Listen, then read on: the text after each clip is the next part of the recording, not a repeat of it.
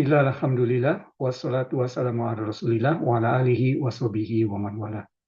Ibu-ibu, bapak-bapak, dan adik-adik Majian Kagari yang dirahmati Allah, Assalamualaikum warahmatullahi wabarakatuh. Allah SWT bersabda di dalam surat An-Nisa, ayat yang ke-26, yang artinya, dalam bahasa Indonesia, Allah hendak menerangkan hukum-hukum syariatnya kepadamu. Allah hendak menerangkan hukum-hukum syariatnya kepadamu. Dan menunjukkan kepadamu jalan-jalan orang yang sebelum kamu.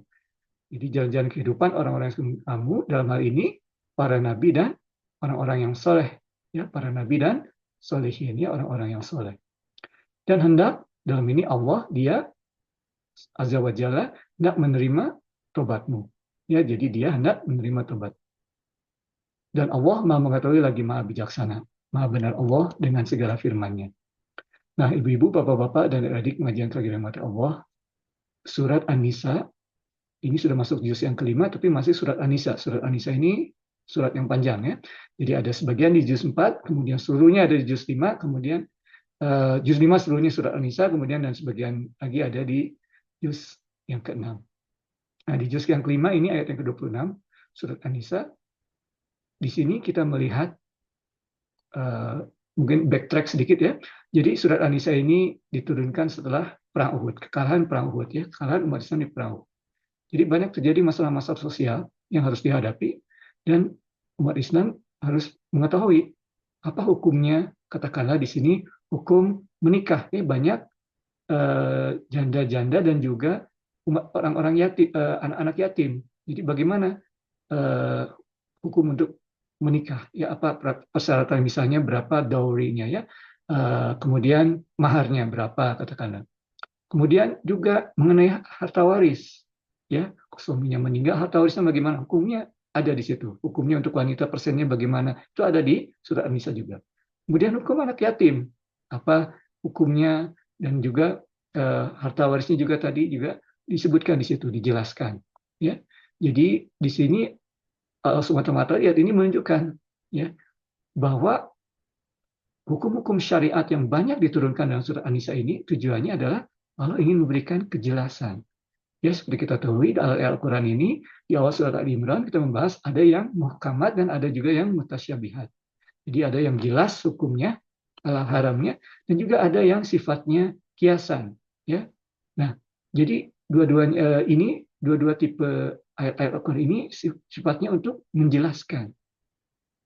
Kalau untuk masalah bagi waris jelas, ya, tidak perlu kiasan, harus jelas, ya, persentannya. Kemudian untuk masalah katakanlah yang kita bahas minggu lalu mengenai poligami harus jelas hukumnya. Kenapa? Tetapi ada juga hal-hal yang sifatnya kiasan karena mungkin berbeda konteksnya di zaman yang lain, ya. Nah, di sini tujuannya tetap sama, yaitu untuk memberikan kejelasan. Dan Allah ingin menolong kita, memberikan petunjuk kepada kita jalan-jalan kehidupan orang-orang yang baik, tentunya dalam ini nabi dan orang-orang soleh yang hidup sebelum kita. Ya. Nah, ini untuk kita. Tentunya untuk para sahabat pada saat itu setelah kekalahan perang Uhud untuk menangani masalah pada saat itu. Tetapi untuk kita ini menjadikan pedoman untuk hidup kita dan juga untuk umat Islam hingga akhir zaman sebagai pedoman. Ya. Jadi ini ada istilahnya, ya, di dunia barat ini ada istilahnya traditional Muslim. Ya, tradisional ini terjemahan dari sunnah kalau dalam bahasa Inggris, ya. Jadi kata sunnah dalam bahasa Inggris ini lazim dalam literatur bahasa Inggris diterjemahkan sebagai tradition. Prophetic tradition itu artinya sunnah Nabi. Nah, sunnah Nabi ini memang tadi disebutkan ada yang jelas, katakanlah muhkamat harus seperti itu, seperti pada masa Nabi. Tapi ada juga yang sifatnya mutasyabihat, ya, alegori atau kiasan. Nah, jadi di sini sunnah Nabi itu tidak selalu kita harus menjadi bagaikan orang-orang yang hidup pada zaman Nabi. Tetapi kita harus memikirkan esensi atau menggali esensi dari hukum atau kiasan tersebut. Menggali esensinya. Apa tujuannya? Kemudian setelah mengetahui esensinya dan tujuannya, kita menerapkannya. Mungkin konteksnya berbeda dengan kondisi pada saat setelah perang Uhud. Tapi di masa kita ini konteksnya berbeda. Tetapi prinsipnya diterapkannya hukum tersebut adalah sama. Jadi kita istilahnya kalau dalam bahasa Inggris true to the tradition. Jadi kita jujur atau tetap tulus kepada sunnah Nabi Muhammad SAW.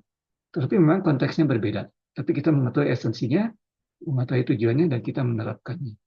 Ya, itu poin yang pertama. Poin yang kedua dari ayat ini implisit atau tersirat juga bahwa Allah SWT ini rahmah. Ya, Allah SWT ingin menolong kita, ingin kita masuk ke dalam kedalaman orang-orang yang berada di jalan yang benar. Dan kalaupun kita salah, karena kita tidak luput dari kesalahan, Allah hendak menerima taubat kita. Dan hukum-hukum yang diterapkan oleh Allah, atau yang diturunkan oleh Allah, itu dilihat dari di ayat ini ya, Allah Maha mengetahui, alimun hakim.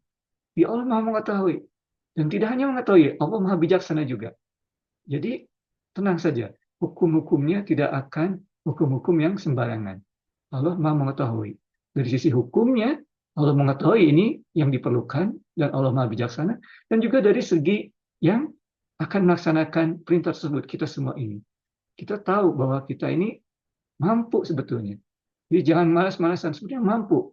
Ya, Allah tidak menurunkan sesuatu jauh atau di luar kemampuan kita. Ya, dari surat Al-Baqarah. Jadi ini adalah rahmat Allah. Allah Maha mengetahui dan Maha bijaksana. Kita tinggal mengikutinya. Ataupun kita juga, kalau ayatnya mutasyabihat, kita harus menggali esensinya, intinya, kemudian apa tujuannya supaya kita bisa menerapkannya di masa kehidupan kita untuk konteks yang ada pada kehidupan kita. Demikian ibu-ibu, bapak-bapak, dan adik-adik pengajian kali dirahmati Allah. Yang benar hanya dari Allah dan Rasulnya, kesalahan dari manusia sendiri. Mohon maaf atas segala kesalahan dan kekurangan dalam segi penyampaian. Wabillahi taufiq wal hidayah. Assalamualaikum warahmatullahi wabarakatuh.